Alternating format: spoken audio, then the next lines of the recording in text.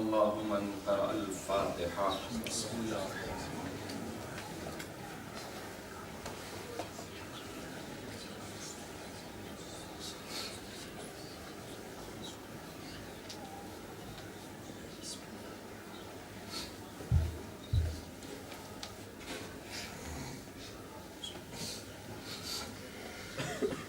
لا حول ولا قوة إلا بالله العلي العظيم.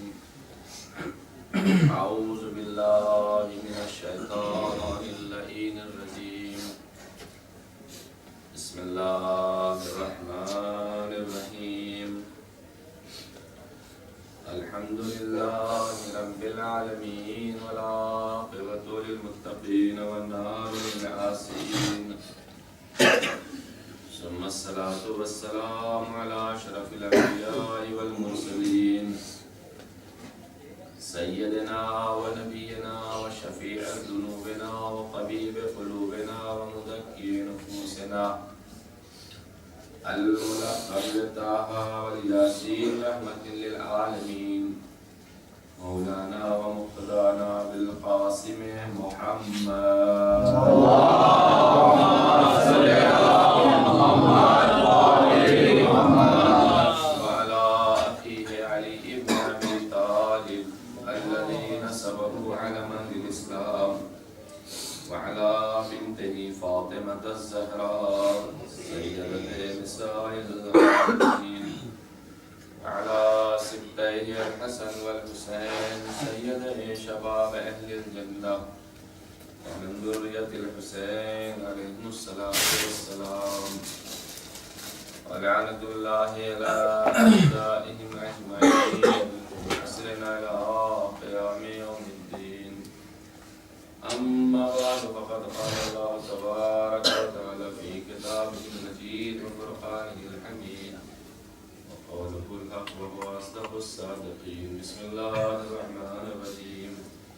وإذ ابتلى إبراهيم ربه بكلمات فأتمهن قال إني جاعلك للناس إماما قال ومن ذريتي قال لا ينال عهدي الظالمين. صلوات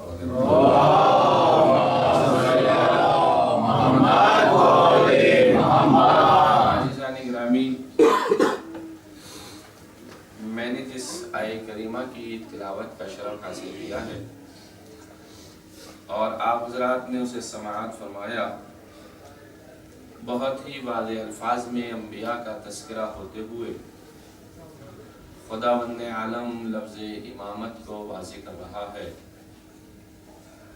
اور ارشاد کچھ اس طرح سے ہو رہا ہے کہ ہم نے جب ابراہیم جیسے نبی کو مبتلا بے آزمائش کیا، یعنی امتحانات کی منزل سے ان کو گزارا، اور جب ابراہیم اپنے امتحانات میں کامیاب ہو گئے تو ہم نے اس وقت ایک اعلان کیا کہ ہم تمہیں لوگوں کا امام بنانے جا رہے ہیں۔ تو جناب ابراہیم نے ایک سوال کیا، پروردگارا یہ امامت کیا میری اولاد میں ہوگی، میری ذریت میں ہوگی؟ تو ارشاد رب العزت ہوا کہ جو ظالمین ہیں انہیں یہ منصب امامت نہیں ملے گا۔ یہ آیہ کریمہ کا ترجمہ آپ کی خدمت میں نے پیش کیا، اور بہت ہی سادگی کے ساتھ آپ حضرات کی خدمت میں کچھ گزارشات پیش کرنی ہے، کچھ چیزوں کو آپ کی خدمت میں پہنچانا ہے۔ دیکھیے عزیزان گرامی، سب سے پہلا مسئلہ تو یہ ہے کہ یہ امامت کا مسئلہ، اور دوسرا مسئلہ ہمارے یہاں رسالت کا مسئلہ اور نبوت کا مسئلہ۔ اگر انسان شروع سے دیکھے تو خداوند عالم نے حضرت آدم کو نبی بنا کر بھیجا ہے، اور آدم جب آئے ہیں تو وہ نبی بن کر آئے ہیں، رسول بن کر نہیں آئے ہیں۔ اور آدم سے لے کر کے نوح تک یہ سلسلہ، نوح کے زمانے سے پہلے تک کا سلسلہ صرف نبوت کے اوپر رکا ہوا ہے، یعنی آدم سے اور نوح تک جتنے بھی نبی آئے ہیں وہ سب کے سب نبی ہیں، کوئی اس میں رسول نہیں پایا جاتا۔ اور جناب نوح سے جو سلسلہ ابراہیم تک چلا ہے तो नबी भी हैं जनाब नूह और रसूल भी हैं जनाब नूह। और जनाब नूह से लेकर के हज़रत इब्राहीम तक ये सिलसिला जो चला है वो नबूवत और रिसालत का चला।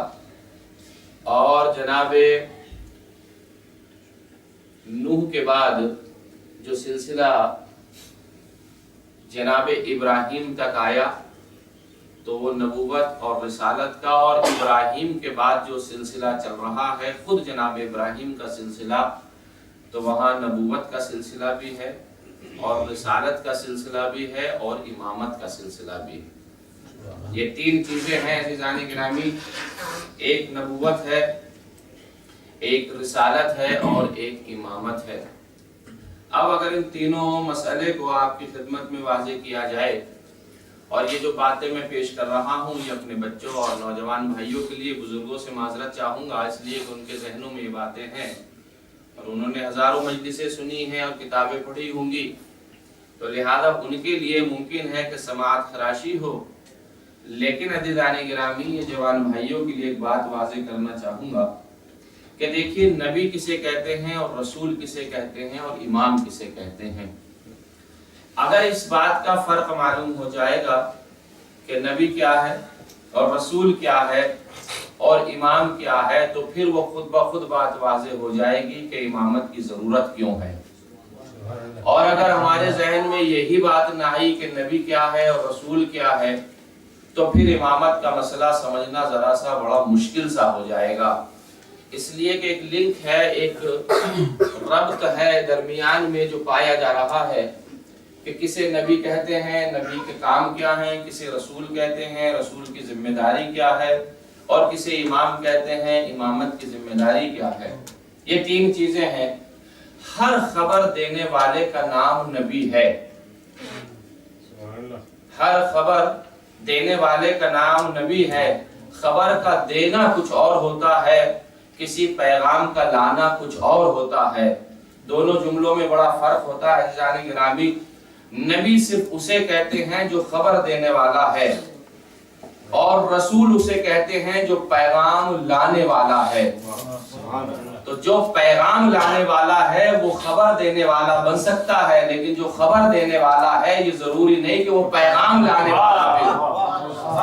देखिए, बहुत मैं आप हजरात की तवज्जो का तालिब रहूंगा इस मुख्तसर से बयान में कि जो भी खबर दे रहा है वो जरूरी नहीं है कि वो पैगाम लाने वाला हो, लेकिन जो पैगाम ला रहा है वो खबर देने वाला जरूर है, इसलिए कि उसे सिर्फ इतना इल्म है कि वो खबर दे दे। जो इत्तला है उस लोगों तक उस इत्तला को पहुंचा दे, वो इंफॉर्मेशन क्या है लोगों को बता दे। लेकिन पैगाम लाने वाला, अल्लाह की तरफ से जो पैगाम ला रहा है वो खबर देने वाला सिर्फ नहीं है, वो रसूल बन के आ रहा है कि जन्नत है, जन्नत में ऐसे जाना होगा, इमामत है, इमामत को ऐसे मानना होगा, मसला विलायत है, विलायत ऐसे मानना होगी। ये तमाम वो पैगामात हैं जो एक रसूल दे सकता है। नबी में और रसूल में एक फर्क भी है अज़ीज़ान गिरामी, कि नबी का सिलसिला जब हजरत आदम से चला था और जनाब नूह तक पहुंचा था, तो पैगाम देने वाले अफराद उस वक्त में मौजूद नहीं थे, सिर्फ खबर देने वाले अफराद थे। लेकिन जनाब नूह से जब सिलसिला चला तो जनाब नूह खबर भी देने वाले हैं और जनाब नूह पैगाम भी लाने वाले हैं। तो जनाब नूह से सिलसिला इब्राहीम तक पहुंचा। अब जनाब इब्राहीम का सिलसिला दो हिस्सों में बढ़ता है। एक हिस्सा जनाब इस्माइल की औलाद में आता है और एक हिस्सा जनाब इसहाक की औलाद में आता। अब वो इब्राहीम का हिस्सा दो हिस्सों में कैसे बटा, ये तो फिर मुझे बहुत पुरानी तारीख दोहरानी पड़ेगी और मुझे वहां तक भी जाना पड़ेगा। लिहाजा मैं उस दुनिया में और उस वादी में नहीं जाऊंगा, वरना मेरा मसला इमामत रह जाएगा। अब सवाल ये पैदा होता है कि नूह भी नबी बने, नूह रसूल भी बने, नूह के बाद इब्राहीम आए और इब्राहीम के बाद में खुद इब्राहीम को मनसब नबूवत भी मिला और मनसब रिसालत भी मिला। अब जब इब्राहीम को मनसब ये नबूवत मिल चुका और मनसब रिसालत मिल चुका, तो एक मर्तबा अल्लाह ने इस इब्राहीम से कहा कि हम तुम्हारा इम्तिहान लेने जा रहे हैं। और इब्राहीम से जब इम्तिहान ले लिया गया تو اس وقت امتحان کے بعد میں ایک لفظ کہا جا رہا ہے کہ ہم تمہیں لوگوں کا امام بنانے جا رہے ہیں۔ پروردگار عالم ایک بات سمجھ میں نہیں آتی کہ آدم سے لے کر کے نوح تک اور نوح سے لے کر کے ابراہیم تک کیا تو نے سب کا امتحان نہ لیا؟ کیا کسی کو نبی نہ بنایا؟ کیا کسی کو رسول نہ بنایا؟ یہ ابراہیم کے لیے یہ مسئلہ کیوں آ رہا ہے کہ ہم تمہارا امتحان لے رہے ہیں، اور جب تمہارا امتحان لے لیں گے تو اس کے بعد منصب امامت دیں گے؟ اور سوال یہ پیدا ہو رہا ہے کہ جناب ابراہیم جب نبی بنا کے بھیجے جا رہے ہیں، جناب ابراہیم جب رسول بنا کر کے بھیجے جا رہے ہیں، اس وقت ابراہیم یہ سوال نہیں کر رہے ہیں کہ یہ رسالت کیا میری اولاد میں ہوگی، یہ نبوت کیا میری نسل میں ہوگی، یہ نبوت کیا میری ذریت میں ہوگی، یہ نبوت کیا میری اولاد میں ہوگی؟ ابراہیم کوئی سوال نہیں کر رہے، لیکن جیسے ہی مرحلہ امامت کا آ رہا ہے اس وقت یہ بات کہی جا رہی ہے کہ پالنے والے کیا یہ میری ذریت میں امامت آئے گی؟ تو خداوند عالم نے قرآن کا ایک ترجمہ جو آپ کی خدمت میں پیش کروں اتنا سا کہا، یہ منصب امامت ظالموں کو نہیں ملے گا۔ سوال اسی طریقے سے تھا جس طریقے سے جواب دیا جا رہا ہے۔ ابراہیم نے مطلقاً سوال نہیں کیا کہ میری اولاد کو امامت مل جائے، ابراہیم کہہ رہے ہیں وَمِنْ ذُرِّيَّتِي، من تبعیضیہ ہے، من بیانیہ ہے، یعنی میری ذریت میں سے کچھ لوگوں کو کیا تو امام بنائے گا؟ اللہ نے جواب بھی ویسا ہی دیا جیسا ابراہیم کا سوال تھا، ہاں بناؤں گا لیکن ظالموں کو یہ منصب نہیں ملے گا۔ جیسا سوال ابراہیم کر رہے ہیں ویسا جواب خدا دے رہا ہے۔ اب اس بات سے یہ پتا چل رہا ہے کہ نسل ابراہیم سب کی سب امام نہیں بنے گی۔ نسل ابراہیم میں سب کے سب امام نہیں بنیں گے، اس لیے کہ ابراہیم نے نہ سب کے لیے دعا کی ہے، اللہ نے نہ سب کے لیے وعدہ کیا ہے۔ اب ایک بات میں رک کر کے یہاں پہ یہ کہنا چاہتا ہوں، وہ امتحان جو ابراہیم دے رہے ہیں اور اللہ کی بارگاہ میں امتحان دیا، اب وہ امتحان کیا تھا اس سے مجھے بحث نہیں ہے، مجھے اتنا معلوم ہے کہ جب کوئی منصب عطا ہو رہا ہے تو ابراہیم نے 100 میں 100 نمبر ضرور حاصل کیے ہیں۔ دیکھیے عزیزو ایک مثال دوں گا، یہاں پہ کچھ لوگ ٹیچر بھی بیٹھے ہوں گے، کچھ ریاضیات سے تعلق بھی رکھتے ہوں گے، کچھ میتھ پڑھنے والے بھی بچے بیٹھے ہوں گے۔ امتحان کا ایک اصول ہوا کرتا، اور امتحان کا اصول کیا ہوتا ہے کہ دیکھیں ٹیچر کی خاصیت یہ ہوتی ہے، ایک خاصیت یہ ہوتی کہ ممتحن امتحان دینے والا یہ بچہ کتنا بھی اچھا کسی بھی سبجیکٹ میں لکھ کر کے آ جائے، ممتحن یہ چاہتا ہے، امتحان دینے والا یہ چاہتا ہے کہ اچھے نمبر آ جائے، اور جو امتحان لینے والا ہے اس کی خاصیت یہ ہوتی ہے کہ 1-2 نمبر ضرور کم کر دیے جائیں۔ یہ استاد کا اور ٹیچر کا اور بچے کا ایک آپس میں ضرور مقابلہ رہتا ہے، لیکن اگر امتحان ریاضیات کا ہوتا ہے اور میتھ کا امتحان ہوتا، بچہ 2 اور 2 4 ہی لکھ کر کے آیا ہے، 4 اور 4 8 ہی لکھ کر کے آیا ہے، 8 اور 8 16 ہی لکھ کر کے آیا ہے، اس نے نہ 15.16 لکھے ہیں، نہ اس نے 8.5 لکھے ہیں، نہ 4.5 لکھے ہیں، تو اب استاد کے بس کی یہ بات نہیں ہے کہ اس کے نمبر کو کم کر دے۔ ریاضیات میں کم کر ہی نہیں سکتا، ایک اصول بنا دیا ہے، اور جب وہ ریاضیات میں ایک اصول بن گیا کہ بھائی بچے نے 4 اور 4 8 ہی لکھے ہیں، 8 اور 8 16 ہی لکھے ہیں، تب استاد اس کے نمبر کو کم نہیں کر سکتا۔ جب استاد اس کے نمبر کو کم نہیں کر سکتا تو مارکس اس کو پورے دے گا، جو پورے دینے کا حق ہے۔ اور امتحانات کی تو قسمیں ہیں نا عزیزان گرامی، ہمارے یہاں ہندوستان کے مزاج سے تو میں واقف ہوں، ایسا ہوتا کہیں پہ 33% پہ پاس ہے، کہیں پہ 50% مارکس لے آئے تو پاس ہے، کہیں پہ 60 نمبر آ جاتے ہیں تو اچھا مانا جاتا۔ لیکن اگر کوئی امتحان میں 100 میں 100 نمبر لے آئے تو پھر استاد صرف خوش نہیں ہوتا ہے، شاگرد صرف خوش نہیں ہوتا ہے، جو احباب ہیں وہ بھی خوش ہوتے ہیں، جو کلاس میٹ ہیں وہ بھی خوش ہوتے ہیں، جو صوبے والے اسٹیٹ والے ہیں وہ بھی خوشی مناتے ہیں، اخبارات بھی اس کا چرچا کرتے ہیں، اسٹیٹ کی طرف سے اس کو انعامات سے نوازا جاتا ہے۔ کیوں؟ اس لیے کہ امتحان میں یہ بچہ 100 میں 100 نمبر لایا ہے، اس نے صرف ہمارا ہی نام نہیں کیا पूरे सूबे का नाम किया। इसने हमारा नाम नहीं किया, पूरे स्कूल का नाम किया। इसने हमारा नाम नहीं किया, पूरी क्लास में ये कामयाब हुआ है, पूरे हिंदुस्तान में इसके चर्चे होने लगते हैं। क्यों? इसलिए कि 100 में 100 नंबर लाया है, रियाजियात में कामयाब हुआ है। लेकिन मुझे ईमानदारी से ये बताइएगा, बच्चा जब इम्तिहान देता है और मुमतहिन इम्तिहान लेने वाला जब इम्तिहान लेता है, इन सब में सबसे ज्यादा खुशी इम्तिहान में पास होने की किसको होती है? बच्चे को होती है या उस्ताद को होती है? बच्चे को होती है या उसके घर वालों को होती है?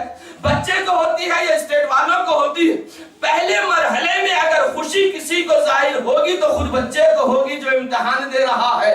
उसके बाद अगर खुशी हासिल होगी तो उसके घर वालों को होगी। उसके बाद अगर खुशी हासिल होगी तो अजीजान गिरामी फिर पूरे स्टेट को होगी, फिर पूरे हिंदुस्तान में उसका नाम लिया जाएगा कि बच्चे ने कितने अच्छे मार्क से जो है इम्तिहानात को पास किया है।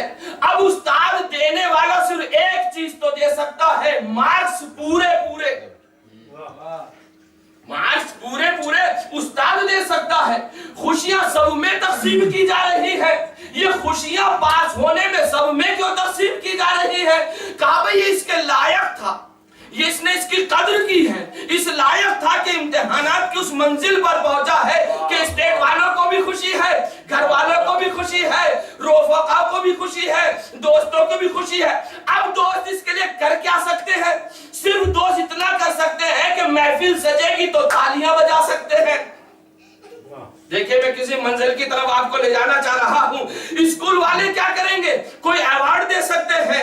इम्तिहान की कामयाबी पर बच्चे को खुशी, रिश्तेदारों को खुशी, स्टेट वालों को खुशी हो रही है, लेकिन अलग से जो उसको एक अवार्ड दिया जा रहा है, इनाम दिया जा रहा है, तो वो दूसरे लोग दे रहे हैं। जहां अल्लाह की बारगाह में इम्तिहान हो रहा हो और अल्लाह ने फतम्मा हुन्ना यानी तमाम का तमाम इब्राहिम ने इम्तिहान पास किया है, तो इम्तिहान में पास होने का कोई अवार्ड तो इब्राहिम को मिलना चाहिए ना। मैं तवज्जो चाह रहा हूं, कोई अवार्ड तो इब्राहिम को मिलना चाहिए, कोई इनाम तो मिलना चाहिए। अब इम्तिहान में पास हो गया, नंबर अच्छे मिले इम्तिहान की बुनियाद पर, कोई अवार्ड मिल रहा है उस इम्तिहान कामिल को कामिल करने की बुनियाद पर। भाई देखिए मैं क्या अर्ज कर रहा हूं और किसी मसले को आपकी खिदमत में पहुंचाना चाहता हूं। हजरत इब्राहिम के लिए अल्लाह ने कहा फअतम्मा हुन्ना यानी तमाम का तमाम, कामिल का कामिल इम्तिहान इन्होंने पास किया है। तमाम का तमाम, जैसे 2 और 2 4 ही होते हैं, उसी तरीके से इन्होंने पास किया। न 4.25 हो सकते, न 4.25 हो सकते। इब्राहिम ने जब कमालियत के साथ में इम्तिहान को इकमाल तक पहुंचाया, अल्लाह ने आवाज दिया अब मैं तुम्हें लोगों का इमाम बनाने जा रहा हूं। इम्तिहान की कामयाबी तो लोगों का इमाम है और जुर्रियत में आना ये अवार्ड माना जा रहा है। सलावत पढ़ दे मोहम्मद आले मोहम्मद।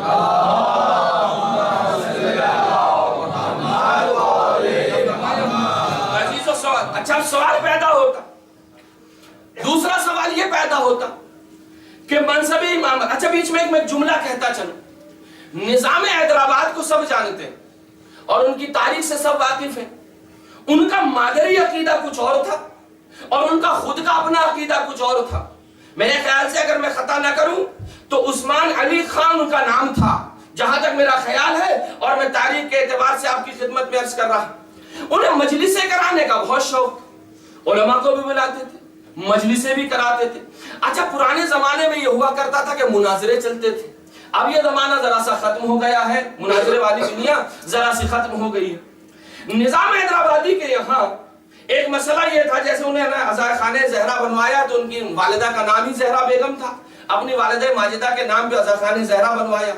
निजाम हैदराबाद के यहाँ एक साहब मजलिस पढ़ने के लिए पहुंचे, और जब निजाम हैदराबाद के यहाँ मजलिस पढ़ने के लिए पहुंचे तो निजाम हैदराबादी का अकीदा मैं आपको बता दूं, उससे इंशाअल्लाह आप महजूज होंगे। निजाम हैदराबादी का अकीदा ये था कि वो तफजील के कायल थे। ये इल्म तफजील क्या है, ये बहस तफजील क्या है, उनका ये अकीदा था। और वो ये कहते थे कि मैं हजरत अली को हर शय से अफजल मानता हूं। ये इल्म, ये बहस तफजीली में है। اور وہ کہتے تھے کہ حضرت علی علیہ السلام سب سے افضل ہے اور انہیں میں جو ہوں وہ سب سے افضل مانتا ہوں. یہ نظام حیدرآبادی کا عقیدہ تھا. نظام حیدرآبادی کو ایک بات ہمیشہ ستائی جاتی تھی اور وہ یہ تھی کہ جب علی اس لائق ہے کہ سب سے افضل ہے تو پھر منصب امامت آنے کی ضرورت کیا تھی؟ منصب رسالت علی کو کیوں نہ ملا؟ یہ نظام حیدرآبادی کا سوال تھا اور انہوں نے یہ عقیدہ اپنا علماء اہل شیعت کے پاس میں رکھا تھا. ایک صاحب مجلس پڑھنے کے لیے گئے. نظام حیدرآبادی کی خاصیت یہ تھی کہ جو بھی مجلس پڑھنے کے لیے جاتا تھا اس سے ملنے کے لیے خود جاتے تھے یا اسے اپنے یہاں بلاتے تھے. اور وہ کہنے لگے حضور ایک بات سمجھ میں نہیں آتی. نظام حیدرآبادی مولانا سے کہنے لگے ایک بات سمجھ میں نہیں آتی کہ جب علی اتم و افضل ہیں کائنات کے اندر تو پھر منصب رسالت کو ختم کرنے کی ضرورت کیا تھی؟ منصب امامت دینے کی انہیں ضرورت کیا تھی؟ منصب رسالت ہی دے دیا جاتا. اب اس عقیدے کا جواب دینا کہ علی اتم و افضل ہے کائنات کے اندر اور ان جیسا کوئی کائنات میں پایا نہیں جاتا ہے تو پھر رسالت کو ختم کیوں ہوا؟ مولانا نے سوچا اور سوچنے کے بعد کہتے ہیں کہ منصب رسالت اور منصب نبوت اس لیے نہیں ختم ہوا کہ اس کا کوئی لائق نہیں تھا یا اس کے کوئی قابل نہیں تھا. رسالت اور نبوت کے منصب کو اس لیے ختم کیا گیا ہے کہ اب نبوت اور رسالت کی ضرورت نہیں تھی. دیکھیے بہت عظیم بات میں آپ کی خدمت میں کہہ رہا ہوں عزیزان گرامی, بہت عظیم بات میں کہ نبوت اور رسالت کی ضرورت نہیں تھی. کہا وہ کیسے؟ کہ نبوت کی ضرورت صرف اتنی تھی کہ خبر دے دے. جب خبریں ختم ہو گئی تو اب نبوت کی ضرورت نہیں ہے. رسالت کی ضرورت اتنی تھی کہ پیغام پہنچا دے. جب آخری پیغام غدیر خم میں پہنچا دیا گیا تو اب رسالت کی ضرورت نہیں ہے. جانے گی آخری پیغام غدیر خم میں رسول نے پہنچا دیا تو اب رسول کی ضرورت کائنات کے اندر پائی نہیں جاتی. اب تو ایک ایسے منصب کی ضرورت ہے جو قیامت تک چلے. تو ایسے منصب کی ضرورت, شاید میں اپنی بات کو پہنچا نہیں پا رہا ہوں. دیکھیے اپنی محنت میں نے بات تک پہنچنے کے لیے کی ہے کہ منصب رسالت کی ضرورت نہیں ہے. اب منصب امامت کی, منصب نبوت کی ضرورت نہیں ہے اس لیے کہ خبریں پہنچا دی گئی ہیں, پیغام پہنچا دیے گئے. اب تک ایسے منصب کی ضرورت ہے کہ لوگ اسے پیشوا مانے, لوگ اسے امام مانے, لوگ اسے ولی مانے, لوگ ولی خدا مانے, تاکہ جو پہنچے ہوئے پیغام ہیں پہنچے ہوئے پیغاموں میں اس کی اطاعت کی جائے جو قیامت تک رہے. اسی لیے تو یہ حدیث ارشاد فرمائی ہے کہ تمہاری مثال اے علی, تمہاری مثال اے علی میرے نزدیک بالکل ویسی ہی ہے جیسی ہارون کی موسیٰ کے نزدیک. فرق یہ ہے کہ میرے بعد کوئی نبی نہیں ہے. نبی کیوں نہیں ہے؟ اس لیے کہ اب کائنات میں کوئی پیغام پایا ہی نہیں جاتا جو رسول کو ضرورت پڑے اور رسول کو بنایا جائے. اب تو پیغام پہنچانے کے بعد پیغام کو منتشر کرنے کی, پھیلانے کی ضرورت ہے. لہذا منصب امامت کو لایا جا رہا ہے اور یہ منصب امامت اب قیامت تک رہے گا. ابراہیم نے آواز دیا میری ذریت میں سے ہوگا, آواز دیا ہاں یہ منصب امامت ظالموں کو نہیں ملے گا. جس طریقے سے اللہ سے ابراہیم نے یہ مانگا کہ کچھ لوگوں کو دے دے, اللہ نے اعلان بھی اسی طریقے سے کیا کہ کچھ ہی لوگوں کو دوں گا. اب یہ تاریخ گواہ ہے کہ امام کو کس طریقے کا ہونا چاہیے. پر ایک بات واضح سن لیں, امام صرف وہ ہو سکتا ہے جو کائنات میں سب سے افضل ہو. امام صرف وہ ہو سکتا ہے جو کائنات کے اندر سب سے افضل ہو. تو رسالت کا اگر امام کو نائب بنایا جاتا تو پیغام ہے ہی نہیں تو رسول کے نائب بن کر علی کرتے کیا؟ آج علی کو وہ منصب دیا جائے گا عزیزان گرامی کہ جس کی قیامت تک ضرورت ہے. تو جو منصب ختم ہو جاتا ہے وہ افضل نہیں ہوتا, جو باقی رہتا ہے وہ افضل ہوتا ہے. ایک صلوات پڑھ دے محمد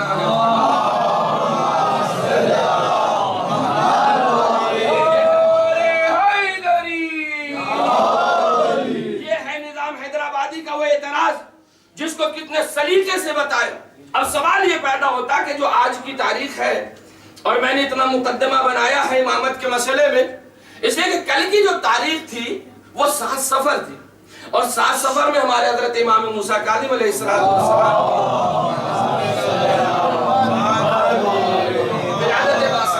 امام کے لیے ملتا ہے کہ آپ 7 صفر 128 ہجری کو سرزمین ابوا پر پیدا ہوئے۔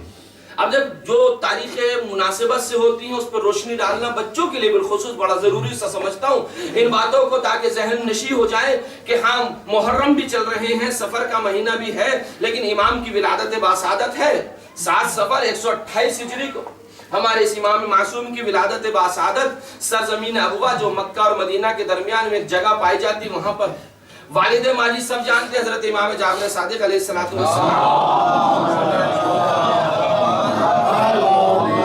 اور والدہ ماجدہ آپ کی حمیدہ خاتون ہیں جو بربر افریقہ کی رہنے والی تھیں، اور امام علیہ السلام کی والدہ ماجدہ۔ امام علیہ السلام کی خاصیت میں یہ ملتا ہے کہ جس وقت 128 ہجری میں امام ہفتم کی ولادت ہوئی ہے تو اس وقت دور بنو امیہ چل رہا تھا، اور بنو امیہ کا آخری خلیفہ تھا مروان الحمار۔ یہ مروان الحمار اس مروان ابن حکم کی اولاد میں سے تھا، اس کا نام بھی مروان الحمار تھا۔ 128 ہجری میں یہ مروان الحمار کا دور تھا، اور چھٹے امام علیہ السلام بحیات تھے۔ 128 ہجری سے لے کر کے اور 132 ہجری تک تقریباً 4 سال مروان الحمار کی حکومت رہی، اور 132 ہجری میں یہ بنو امیہ کا خاتمہ ہو گیا۔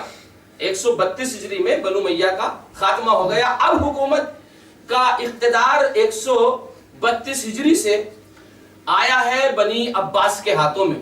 بنو امیہ اور بنو عباس کا ایک چھوٹا سا فرق یہ ہے، بنو امیہ جو ہیں وہ عبد شمس کی پالی ہوئی اولاد کے ذریعے سے ان کا شجرہ پہنچا۔ تھوڑی سی بات ذرا پیچیدہ نہ ہو جائے، میں اس پہ 1-2 منٹ روشنی ڈال دوں، اگر مجھے وقت رہے گا تو انشاءاللہ آگے واضح کروں گا۔ ہوا یہ تھا کہ جناب ہاشم اور جناب عبد شمس یہ دونوں بھائی تھے۔ جب ان کی ولادت باسعادت ہوئی تھی اور یہ عبد مناف سے شجرہ چلتا ہوا اوپر سے جناب ہاشم اور عبد شمس پہ پہنچا تھا، تو جناب ہاشم اور عبد شمس کی ولادت ایک ساتھ ہوئی تھی، جسے دوغلو کہتے ہیں، ٹوینس کہتے ہیں آپ کی زبان میں، اور جناب ہاشم کے پیر عبد شمس کی پیشانی پر چپکے ہوئے تھے، تو اس کو تلوار کے ذریعے سے الگ کیا گیا تھا ولادت کے بعد۔ جناب ہاشم کی یہاں سلسلہ چلا، عبد المطلب اور جناب عبداللہ، اور یہ پیغمبر اسلام کی جو پورا شجرہ ہے وہ جناب ہاشم سے ہے، اور عبد شمس لاولد تھے۔ جناب ہاشم کے بھائی عبد شمس لاولد تھے۔ عبد شمس نے اس زمانے میں ایک غلام لیا اور اس غلام کو پالا تھا، اور اس غلام کو غلامی کی وجہ سے اس کا نام امیہ رکھا تھا۔ عبد شمس نے ایک غلام لیا تھا اور اس کا نام امیہ رکھا تھا۔ امیہ غلام کو کہتے ہیں، غلام کو امیہ کہتے ہیں۔ امیہ سے جو نسل چلی ہے وہ جناب عبد شمس کی نسل نہیں ہے، اس لیے کہ یہ پالی ہوئی غلاموں کی اولادیں ہیں بنو امیہ۔ جناب ہاشم سے جو نسل چلی ہے تو وہ پیغمبر اسلام کی نسل ہے۔ عبد شمس چونکہ لاولد تھے، انہوں نے کہیں سے غلام لیا تھا، اور غلام لینے کے بعد پالا تھا، تو امیہ کے ابو سفیان پیدا ہوا تھا، اور ابو سفیان سے پھر یہ نسل چلی تھی معاویہ کی، اور اس کے بعد میں یہ سلسلہ ادھر معاویہ اور یزید اور اس میں آیا تھا۔ تو امیہ خود خاندان جناب عبد مناف سے نہیں ہے، بلکہ پالا ہوا غلام ہے جناب عبد شمس کا۔ تو اگر کوئی یہ بات کہتا ہے کہ یہ دونوں خاندانوں کا شجرہ ایک ہی ہے، جو ہاشم کے والد ہیں اور جو عبد شمس کے والد ہیں، تو ہاشم اور عبد شمس کی حد تک تو بات ٹھیک ہے کہ دونوں کے والد ایک ہیں، لیکن جب شجرہ امیہ کے بعد چلا ہے تو امیہ عبد شمس کی اولاد نہیں ہے، تو جب پالی ہوئی اولاد ہے تو بنی ہاشم کے مقابلے میں تو آئے گی نا۔ سوچنے والی بات ہے جناب گرامی۔ تو یہ جو بنو امیہ کا شجرہ چلا ہے یہ 132 ہجری میں، اب یہ بہت تفصیل ہے اس میں کس طریقے سے آئے ہیں اور کہاں تک پہنچے ہیں، اور اب خود امیہ کے 2 بیٹے ہوئے ہیں، اور ان دونوں بیٹوں میں جو ہے وہ ایک شجرہ چلا ہے، جو ایک شجرہ چلا ہے یزید کی طرف، یزید ابن معاویہ، معاویہ ابن ابو سفیان، ابو سفیان ابن امیہ، اور ایک چلا ہے مروان کی طرف، مروان ابن حکم ابن عاص اور ابن ابو سفیان، یہ اس کے بھی 2 شجرے چلے ہیں۔ مروان کی حکومت یزید ابن معاویہ کے انتقال کے بعد میں یزید کا بیٹا برسر اقتدار آیا جس کا نام تھا معاویہ ابن یزید۔ معاویہ ابن یزید نے 40 دن حکومت کی ہے اور یہ کہہ کر کے حکومت کو ٹھکرا دیا ہے کہ یہ حکومت کا ہمارا نہیں ہے اور ہمارے باپ دادا نے علی اور اولاد علی سے چھینا ہے، لہذا غصبی ہے، یہ کہا۔ اور یہ جملہ کہا معاویہ ابن یزید نے کہ ہمارے باپ دادا اپنی قبروں میں عذاب کو بھگت رہے ہوں گے اور یہ ہمارا حق نہیں ہے۔ جب اس حکومت کو معاویہ ابن یزید نے ٹھکرایا تو مروان وہاں موجود تھا۔ مروان نے یزید کی بیوی سے کہا کہ حکومت میں تیرے دوسرے بیٹے کو دے دوں گا اگر تو مجھ سے شادی کر لے۔ مروان سے یزید کی بیوی شادی کرنے کے لیے تیار ہو گئی، لیکن جب شادی ہو گئی تو اس نے حکومت یزید کے بیٹے کو نہیں دی، یعنی جو یزید کی بیوی تھی اور اس کا بیٹا تھا اس کو حکومت نہیں دی۔ تو یزید کی بیوی نے تکیہ رکھ کر کے مروان کے اوپر اور اس کو خفا کیا، اس کے اوپر بیٹھ گئی، اور جب تک دم نہیں نکلا مروان کا اس وقت تک اس کے اوپر سے نہیں اتری۔ یہ مروان وہی مروان، دیکھیں میں کہاں مجلس پڑھ رہا تھا کہاں تو آ گیا، یہ مروان وہی مروان ہے کہ جب یہ پیدا ہوا تھا سرزمین مدینہ میں تو مروان ابن حکم، مروان جب پیدا ہوا تھا تو مروان کا باپ پیغمبر اسلام کی خدمت میں لے کر کے آیا تھا اور یہ کہا تھا کہ اس کے کان میں آپ اذان اور اقامت کہہ دیجئے، تو پیغمبر نے ارشاد فرمایا تھا ہاذا ملعون ابن ملعون، یہ ملعون ابن ملعون ہے، بھلا اس کے کان میں اذان اور اقامت کہوں گا۔ مروان کے باپ کی کیا خاصیت ہے؟ مروان ابن حکم جب پیغمبر چلا کرتے تھے تو پیغمبر کی نقلیں اتارتا تھا، پیغمبر ایسے چلتے ہیں، پیغمبر ایسے چلتے ہیں، مطلب پیغمبر نے مڑ کر کے دیکھ لیا کہ یہ میری نقل اتار رہا ہے، نقلیں اتار رہا ہے، تو پیغمبر نے ارشاد فرمایا کہ تو ایسا ہی ہو جا۔ تو وہ مرتے دم تک اسی کبڑے حالت میں رہا، اور اس کے بعد ایک جملہ کہا کہ جب یہ مرے گا تو اس کی شکل چھپکلی والی ہو جائے گی، اور جب وہ مرا تھا تو اس کی شکل چھپکلی والی بن گئی تھی۔ اس لیے بعض افراد کہتے ہیں، کوئی تاریخ میں معتبر نہیں پڑھ رہا ہوں، کبھی آپ کہیں، بعض افراد سے میں نے یہ جملہ سنا ہے جو تاریخ پہ عبور رکھتے، وہ یہ کہتے ہیں کہ چھپکلی اگر اس کو پڑھنے سے بنو امیہ کے اوپر لعنت بھیجو اور وہ پھڑپھڑانے لگے تو سمجھ لو یہ مروان کی نسل کی ہے، اور اگر خاموش ہو جائے تو سمجھ لینا مروان کی نسل کی نہیں ہے۔ بھئی دیکھیں ایک تاریخ میں پیش کر رہا ہوں، میں ادھر آ گیا تو میں آپ کی خدمت میں بیان کرتا چلوں۔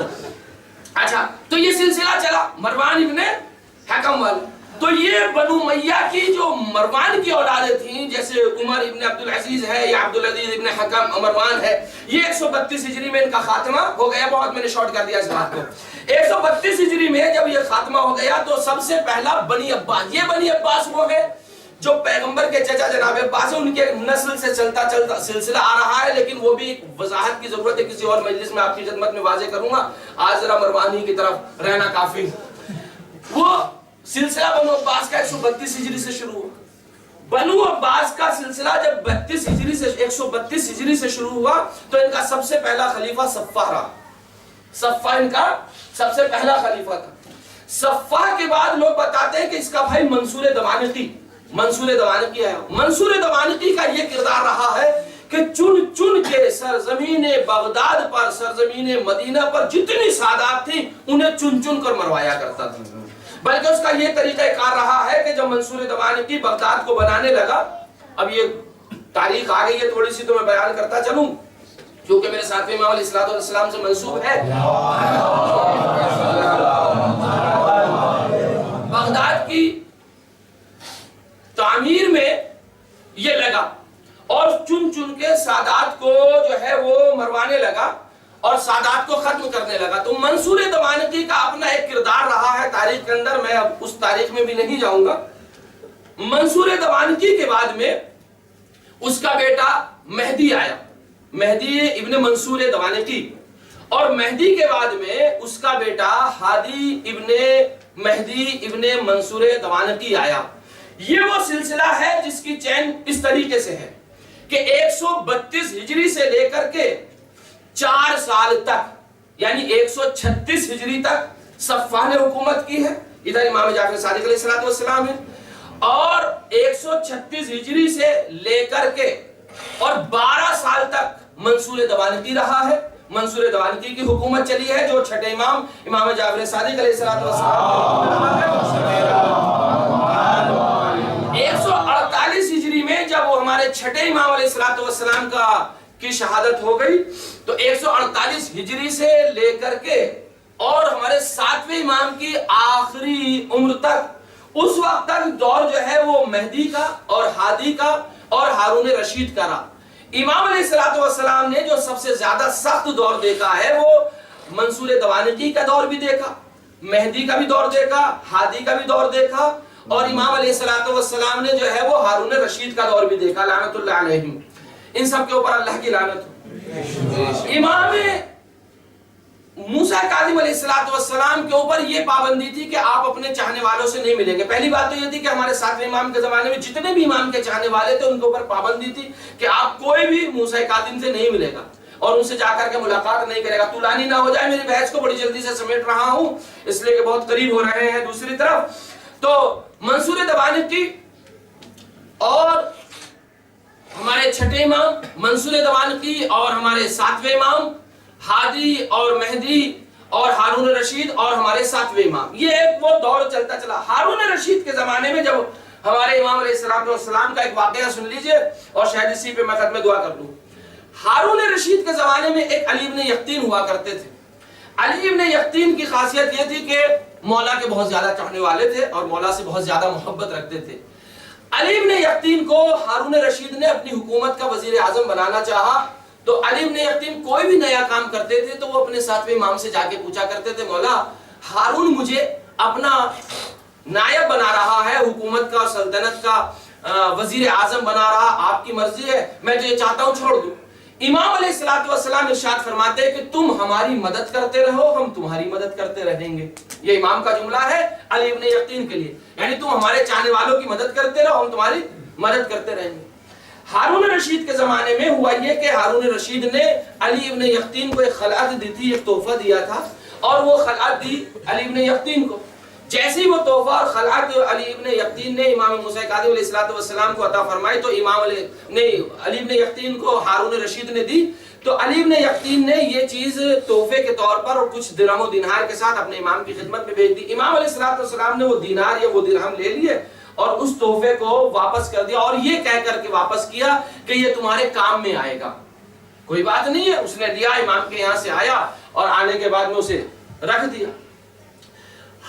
علی ابن یقطین کا کسی اپنے ہی صحابی سے اپنے ہی غلام سے کسی بات پر مناظرہ ہو گیا، کچھ لڑائی جھگڑا تھوڑی سی ہوئی تو علی ابن یقطین کی شکایت ہارون رشید سے اس کے غلام نے کر دی اور کہا کہ حضور جس پہ آپ اتنا اعتبار رکھتے ہیں اور امام جس کو آپ نے وزیر اعظم بنایا ہے وہ امام موسیٰ کاظم کا چاہنے والا ہے، آپ کا چاہنے والا نہیں، اور آپ نے جو تحفہ دیا تھا وہ بھی امام موسیٰ کاظم کو اس نے بھیج دیا۔ بڑے اختصار کے ساتھ میں واقعہ پڑھ رہا ہوں امام کس طریقے سے مدد فرماتے ہیں۔ خیر وہ ہارون رشید نے علی ابن یقطین کو بلایا کہ علی ہم نے تمہاری شکایت سنی ہے اور سنا ہے کہ ہم نے جو تمہیں تحفہ دیا تھا خلعت دی تھی تم نے وہ اپنے امام کو دے دی ہے۔ کہا نہیں وہ میرے پاس میں رکھی ہوئی ہے۔ کہا کیا دکھا سکتے ہو؟ کہاں دکھا سکتا ہو؟ ابھی منگا سکتے ہو؟ کہاں منگا سکتا ہو؟ اپنے غلام کو علی ابن یقطین نے بلایا، چابی دی، کا فلاں صندوقچی میں وہ خلعت ہے، وہ خلعت لے کر کے آیا ہارون کے سامنے تو کیا دیکھا جیسے ہارون نے دی تھی اس سے زیادہ اس نے اسے سجا کر رکھا تھا، باقاعدہ کپڑے میں لپیٹ کے عطر لگا کے اس نے رکھا تھا۔ تو آپ دیکھیے امام کے چاہنے والے زرنگ ہوتے ہیں، چالاک ہوتے ہیں۔ وہ ایک روایات میں آیا نا کہ امام زمانہ جل اللہ تعالیٰ فرجہ الشریف ظہور کی جو دعا کرتے ہیں اور آمادگی کرتے ہیں تو فوراً یہ معلوم ہوتے کہ امام کا ظہور ہو جائے، دوڑنا نہیں ہے بلکہ عقل سے بھی کام لینا ہے اور یہ دیکھنا کہ حقیقت میں کوئی اور تو نہیں ہے جو امام کا دعویٰ کر رہا۔ خیر وہ ایک روایت امام سے متعلق ہے۔ ایک مرتبہ علی ابن یقطین سے ہارون نے پوچھا کہ ابھی تم نے تمہیں ایسے سجا کے کیوں رکھا؟ اس میں تو خوشبو آ رہی ہے، ہم نے تو تمہیں سادہ دیا تھا۔ اب علی ابن یقطین اپنی چالاکی اور زرنگی دکھاتے ہوئے کہتے ہیں حضور آپ کا دیا ہوا تحفہ تھا، میں نے سوچا اسے سجا کر کے رکھ لیا جائے اور اسے ہمیشہ کے لیے باقی رکھوں اس لیے کہ آپ سے علی ابن یقطین نے رکھا تھا اس لیے کہ امام کے ہاتھ سے دست مبارک سے مس ہو کر آیا ہے تو وہ تبرک بن گیا ہے، لہذا اسے اور سجا کر رکھا جائے، اس میں خوشبو لگا کے رکھا جائے۔ امام علیہ السلام نے اسے واپس کیا تھا کہ ایک دور وہ ایسا آنے والا ہے جو علی ابن یقطین سے اسی کا دیا ہوا ہدیہ مانگا جائے گا۔ آج ہارون نے وہ ہدیہ مانگا اور مانگنے کے بعد میں کہا کہ دکھاؤ، علی ابن یقطین نے دکھا بھی دیا۔ اب ہارون رشید کو یہ معلوم ہوا کہ نہیں، یہ جو غلام نے شکایت کی ہے یہ جھوٹ بول رہا ہے اور کسی اور وجہ سے ہے، تو علی ابن یقطین کو کہا نہیں کوئی بات نہیں، اسے تم رکھ لو۔ اب یہ سلسلہ گزرتا رہا۔ امام علیہ السلام نے جو واپس کیا تھا وہ خیرات وہ کیوں واپس کیا تھا؟ تاکہ ایک واقعہ ہونے والا۔ اب سنیے اس غلام کو جو علی ابن یقطین کا غلام تھا، ایسے تو باز آیا نہیں، اس نے کہا کہ نہیں، علی ابن یقطین کی شکایت ہارون رشید کے زمانے میں کرنی تو ہے۔ ایک مرتبہ کہنے لگا حضور آپ کہتے ہیں کہ ہمارا چاہنے والا ہماری مملکت کا وزیر اعظم ہے، یہ امام موسیٰ کاظم کے چاہنے والوں میں سے ہے، اور اگر آپ کو اسے آزمانا ہے تو آپ دوبارہ آزمائیے۔ ہارون رشید کہتا ہے ٹھیک ہے۔ ہارون رشید کے زمانے علی ابن یقطین اور ان کے چاہنے والے آپس میں بیٹھ کر کے جب آپس میں بیٹھے ہوئے تو ایک مسئلے پر ڈسکس کر رہے تھے کہ وضو کیسے کرنا چاہیے۔ تو علی ابن یقطین نے کہا امام کے ہوتے ہوئے ہمیں کیا ضرورت ہے کسی سے پوچھنے کی، امام موجود ہے، امام کو لکھا۔ امام علیہ السلام نے اس کے جواب میں لکھا کہ آپ جو ہے وضو ایسے کیا کیجئے، یعنی الٹا وضو کیا کیجئے۔ ہارون رشید نے علی ابن یقطین کو بلا لیا کہ انہیں چیک کر لیا جائے، انہیں دیکھا جائے کہ کس طریقے سے وضو کرتے ہیں، اس لیے کہ ہماری برادری کا سب سے بڑا مسئلہ یہ ہے سب کچھ کر سکتے ہیں لیکن وہ الٹا وضو تو نہیں کر سکتے تاکہ وضو باطل نہ ہو جائے۔ اب اسے بلایا، کھانے کا وقت ہو گیا، بیٹھے رہے، صاحب کو سارا معاملہ طے ہوتا رہا۔ بڑی جلدی سے ایک جملہ کہنا چاہ رہا ہوں اور بات کو ختم کرنا چاہتا ہوں، طولانی ہوگی کافی گفتگو میری۔ ہارون رشید نماز کے بعد اٹھ کے جانے لگا اور علی ابن یقطین کے لیے وضو کا پانی آ گیا، اور ہارون رشید کہیں گوشے سے کھڑے ہو کر یہ دیکھ رہا تھا کہ علی ابن یقطین وضو کیسے کرتے ہیں۔ علی ابن یقطین وضو ویسے کر رہے تھے جیسے امام علیہ السلام نے بتایا تھا کہ تمہیں الٹا وضو کرنا ہے۔ علی ابن یقطین کو ہارون رشید نے الٹا وضو کرتے ہوئے دیکھا، اور جیسے الٹا وضو کرتے ہوئے دیکھا ہارون رشید باہر آیا اور گلے سے لگا لیا اور کہا لوگ خامخواہ تمہاری شکایتیں کرتے ہیں اور تم تو ہمارے چاہنے والے ہو۔ اس کہا کہ اب تم آج سے ہمارے وزیر اعظم ہو اور تمہیں کسی کی میں کوئی شکایت نہیں سنوں گا۔ ادھر سے امام کا نامہ چلا اور امام ارشاد فرماتے ہیں کہ وضو اب سیدھا کیا کرو، جو خطرہ تھا وہ ٹل گیا۔ آپ ملاحظہ فرمائیے، آپ یہ نہ سوچئے کہ ہم امام کے زمانے میں زندگی گزار رہے ہیں تو امام علیہ السلام کی توجہات ہماری طرف نہیں ہے، نہیں، ہر مومن کوئی بھی ہو، کہیں بھی رہنے والا ہو، امام علیہ السلام کی نظر مبارک اس کی طرف رہتی ہے۔ اور امام علیہ السلام ارشاد فرماتے ہیں اگر کوئی مومن گناہ کرتا ہے تو ایسا ہوتا ہے جیسے کوئی میرے قلب میں تیر لگا رہا ہو۔ یہ امام علیہ السلام ارشاد فرماتے ہیں، یعنی مومن کو امام دیکھنا کیسے چاہتے ہیں عزیزو، امام کی تابعیت میں، امام کی اطاعت میں زندگی کیسے گزارنی ہے، وہ تمام واقعات ہمارے ساتھ امام کے رہے گئے، اس لیے کہ دامن وقت میں گنجائش نہیں رہی، انشاءاللہ آنے والی مجلسوں میں آپ کی خدمت میں عرض کروں گا۔ تو امام علیہ السلام ارشاد فرماتے ہیں کہ تم ہمارے اوپر بھروسہ کرو، ہمارے اوپر تکیہ کرو، ہم اس سے زیادہ تمہارے اوپر تکیہ کریں گے، تم سے اس سے زیادہ تمہیں بھروسہ دیں گے، اس سے زیادہ تمہیں سیو رکھیں گے، اس سے زیادہ تمہاری حفاظت کریں گے۔ اور یہ واقعہ اور ایک معمولی سے واقعے کے لیے امام کی توجہ بھی مومن سے کیسے ہٹ جاتی ہے، یہی علی ابن یقطین کہ جس کو کتنے مراحل میں ہمارے ساتویں امام نے بچایا ہے۔ علی ابن یقطین کے زمانے میں جب مالی کوفی آتا ہے، علی ابن یقطین سے سوال کرتا ہے، علی ابن یقطین ملنے سے منع کر دیتا ہے، یہ کوفی حج کو جاتا ہے، حج میں جانے کے بعد ساتویں امام سے ملاقات کرتا ہے، امام سے علی ابن یقطین کی شکایت کرتا، مولا آپ اتنا ان کو چاہتے ہیں، اتنا ان کو مانتے ہیں، لیکن میں ان کے در پہ گیا تھا اور علی ابن یقطین نے صرف مجھ سے ملاقات کرنے سے مجھے منع کر دیا ہے کہ میں تم سے ملاقات نہیں کر سکتا ہوں۔ امام علیہ السلام نے جب یہ سنا کہ ایک ہمارے چاہنے والے کو علی ابن یقطین نے اپنے دروازے سے واپس کر دیا ہے، حج کے بعد میں علی ابن یقطین جب امام سے ملتا ہے، دق الباب کرتا ہے، تو امام علیہ السلام نے ایک مرتبہ علی ابن یقطین سے ملنے کو منع کر دیا۔ خادم نے کہا مولا نے آپ سے ملنے کو منع کیا ہے۔ ایک مرتبہ رونے لگا کہ مولا سے سبب تو پوچھے کہ کیا سبب ہے جو مولا مجھ سے ملنے کا انکار کر رہے ہیں۔ تو ایک مرتبہ علی ابن یقطین جب زیادہ روئے دھوئے، خادم گیا، مولا نے بلایا اور آواز دیتے ہم تم سے اس لیے نہیں ملنے کو تیار نہیں ہے کہ تم نے ہمارے چاہنے والے کا دل دکھایا۔ علی ابن یقطین کتنی نظر کرامت امام علیہ السلام رکھنے والے، آج ملنے سے منع کر دیا۔ कहा मौला गलती हो गई माफ कर दीजिएगा। नहीं, ऐसे नहीं, जब तक तुम साहिब मामला से माफी नहीं मांगोगे मैं तुम्हें माफ नहीं करूंगा। कहते हैं मौला मैं मदीने में हूं, वो कूफे में है, कैसे जाऊंगा? आवाज देते हैं पहुंचाना हमारा काम है, इताअत करना तुम्हारा काम है। इमाम इरशाद फरमाते इताअत करना तुम्हारा काम है, पहुंचाना हमारा काम है। देखो मदीने में फला कब्रिस्तान में एक नाका मिलेगा, उठनी मिलेगी, उस पे तुम सवार हो जाना, आंखों को बंद कर लेना। जैसे तुम अपनी आंखों को बंद करोगे, आंखों को बंद करोगे, वैसे ही तुम जो है वो सरजमीन कूफा पे पहुंच जाओगे। अली इब्न यकीन गए, उठनी पे सवार हुए, सरजमीन कूफा पे पहुंचे, दक्कुल बाब किया, जम्माल के यहाँ पहुंचे। जम्माल ने एक मरतबा देखा अली इब्न यकीन वजीर आजम ज़माने का मेरे घर पे आया, कहा हुजूर क्या हुआ, कैसे आना हुआ? कहा बहुत बड़ी गलती हो गई, मुझे माफ कर देना। जम्माल कहते नहीं ऐसा तो होता ही रहता, हुजूर आके यहाँ बुजुर्गों क्या कहा, नहीं ऐसे नहीं, मैं अपना रुखसार रखता हूँ, तुम अपना कदम रखो।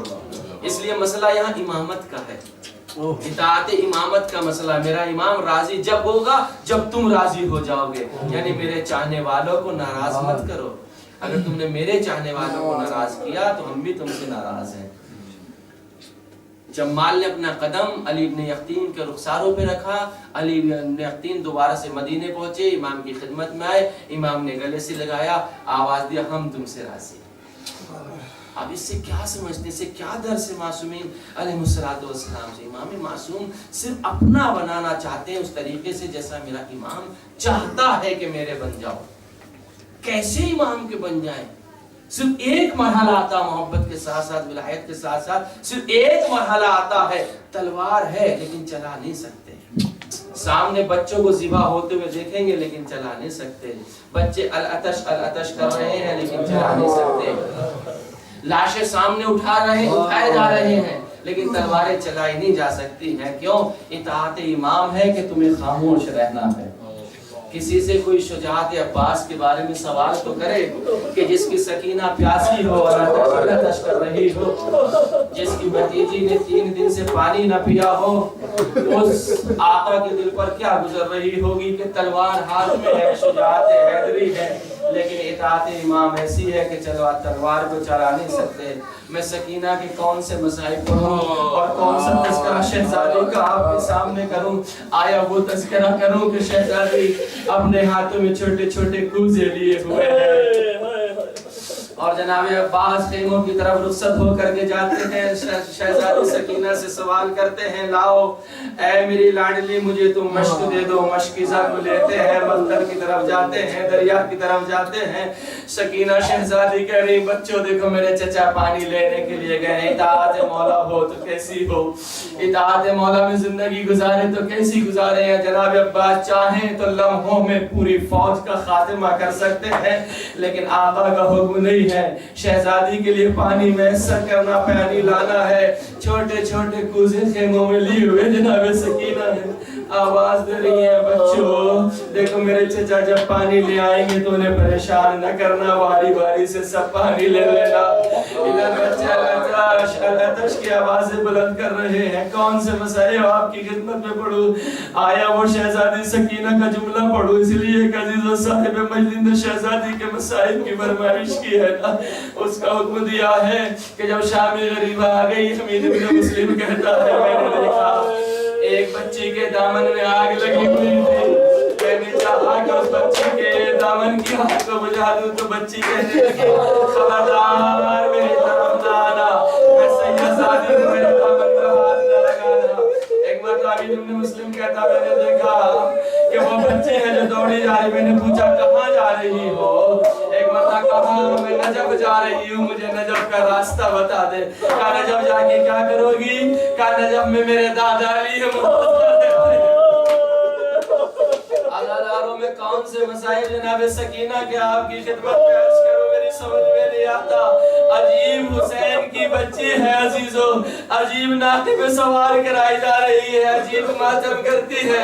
किसी ने इमाम सज्जाद से सिर्फ पूछ लिया, मौला मुझे इतना बता दो सबसे ज्यादा आप कहाँ रोए, आपको कहाँ रोना आया?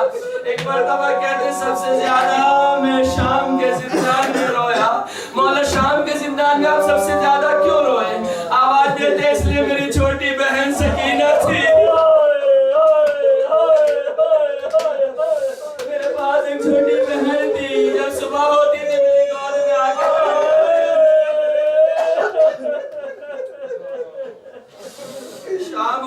जी मेरी गोद में आके बैठ जाती थी जब शाम का वक्त होता था। अल्लाह अजीब कैफियत है, जब शाम का वक्त होता था सकीना मुझसे पूछती थी भैया ये परिंदे कहाँ जा रहे हैं। मैंने एक बार जब सकीना ने पूछा मैंने आवाज लगाई, बहन सकीना तुम सवाल बहुत करती हो। सकीना खामोश हो गई, थोड़ा सा वक्त गुजरा था, फिर पूछा भैया ये परिंदे कहाँ जा रहे हैं। एक मरतबा आवाज दिया, एक मरतबा सज्जाद कहते मैंने सकीना की पेशानी को चूमा, आवाज दिया बहन ये अपने अपने घर जा रहे हैं। सकीना कहती भैया फिर हम अपने घर कब जाएंगे, हम अपनी बहन सूरज से कब मिलेंगे। शहजादी सकीना के मसाए पैसा डालो, जिस आंखों से आंसू नहीं आए वो तो आंसू निकाल ले। हुसैन की यतीमा, सज्जाद की मजलूमा, ज़ैनब की दुलारी, अब्बास की तमन्ना। एक मरतबा सज्जाद ने आवाज दिया बहन सकीना ये अपने अपने घर जा रहे हैं।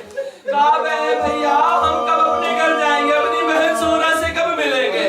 एक मरतबा सकीना कहती भैया मुझे इतना बता दो कि मेरे जाने से पहले सूरा मर जाएगी। कयामत का जुमला है, अब इसे बर्दाश्त न कर सकोगे क्या भैया मेरे जाने से पहले सूरा मर जाएगी। सज्जाद ने आवाज दिया बहन सकीना सूरा तो न मरेगी। वो खामोश हो गए। सकीना कहती मुझे यकीन हो गया सूरा जिंदा रहेगी, मैं जिंदाने शाम में।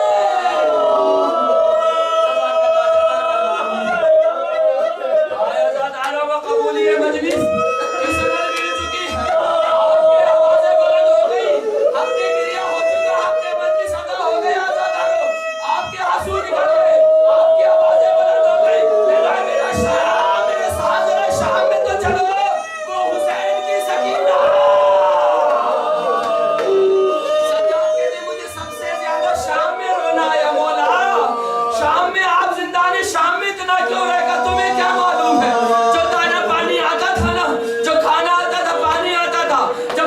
सकीना को पानी दिया जाता था, सकीना उस पानी को लेती थी, भैया सज्जाद की तरफ बढ़ती थी। दोपहर का अगर वक्त होता था पूरा पानी सज्जाद के जेवरों पे डाल देती थी। किसी ने पूछा सकीना ये क्या कर रही हो, सज्जाद की जंजीरों पे पानी क्यों डाल रही हो। मेरे बाबा ने मुझसे कहा था ऐ सकीना जितना हो सके प्यास बर्दाश्त कर लेना, लेकिन मेरा सज्जाद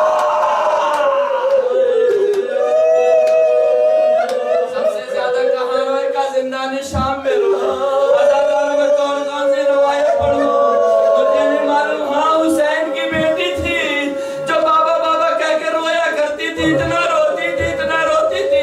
शाम की औरतें जमा होकर यजीद के पास आ गई और यजीद से कहने लगी यजीद ये जिंदाने शाम में रोने वाली बच्ची कौन है जिसकी आवाजें इतनी बुलंद है कि हमारे बच्चे 3 दिन से सोए नहीं है। यजीद ने हुक्म दिया पता लगाओ कौन बच्ची है जो इतना रोती है। अज़ादारों दरबारी आगे बढ़े, सकीना तक पहुंचे। एक मरतबा सज्जाद के सामने सकीना के हाथों को बांधा, सकीना को ले जाने लगे। सकीना ने एक मरतबा सज्जाद के मुंह को देखा, भैया ये मुझे कहाँ ले जा रहे हैं, कहा तुम्हें ये अलग कर रहे हैं। भैया ये अलग क्या होता है जो मैं बताता हूँ, ये तुम्हें एक ऐसे कैद खाने में अलग डालेंगे न जहाँ फूफी ज़ैनब होगी न कुलसूम होगी न मैं हूँगा। एक बताओ आदित्य भैया मैं वहाँ डर जाऊंगी। ऐ भैया सच्ची बारिश करो मुझे न लाने दे। हाय सकीना, हाय हुसैन की बच्ची रोती रही। सकीना आगे आगे है, सज्जाद पीछे पीछे है। अज़ादारों गज़ब हो गया। एक अंधेरे हुजरे में सकीना को उतारने लगे। सकीना चिल्लाई भैया मुझे बचा दे, भैया मुझे बचा दे। वहां से हटाया दूसरे हुजरे में, एक मरतबा 5वें हुजरे में उस कैद खाने में ले जाया गया जहां अंधेरा ये मेरा। सज्जाद को पुकारती रही, सज्जाद रोते रहे। जज़ाकुम रब्बुकुम नूरे सुन्नत खत्म दुआ। हुसैन की बच्ची बाबा को याद करती थी। किसी ने यजीद से कहा जब तक ये अपने बाबा का सर न देखेगी खामोश न होगी। यजीद ने वो भरा ताज जो सदर इमाम हुसैन जिसमें रखा था सकीना के करीब पहुंचाया। एक मरतबा जैसी सामने आया, पर्दा हटाया गया। मासूम बच्ची ने अपने बाबा का सर देखा। जैसे मासूम बच्ची ने बाबा का सर देखा, अपने रुखसारों को बाबा के रुखसारों पे रखा। बाबा आप छोड़कर चले गए। बाबा आपको मालूम है सकीना आपके बगैर नहीं सो सकती। गुफ्तगू कर रही है। सज्जाद आगे बढ़े, सकीना उठो। अब जो सकीना को जुदा किया, रूह कब्र से उजली से बर्बाद हो गए। सज्जाद उजले से बाहर आए, जिंदान में घूमने लगे। सज्जाद कहते हैं मैं सबसे ज्यादा शाम में रोया। बोला क्यों रोए? कहा मेरी बहन मर गई, दुनिया से शहीद हो गई। किसी ने इतना भी ना पूछा। ऐ सज्जाद, तेरी बहन दुनिया से रुखसत। मैं रोया, जिंदान में रोया। हुसैन की बच्ची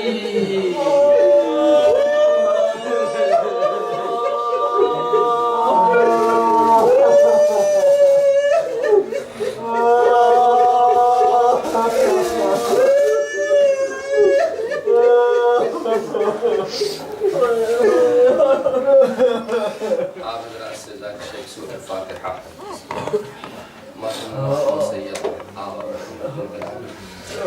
और सैयद तसद्दुक़ फातिमा बिलगिरामी इनकी रिक्वेस्ट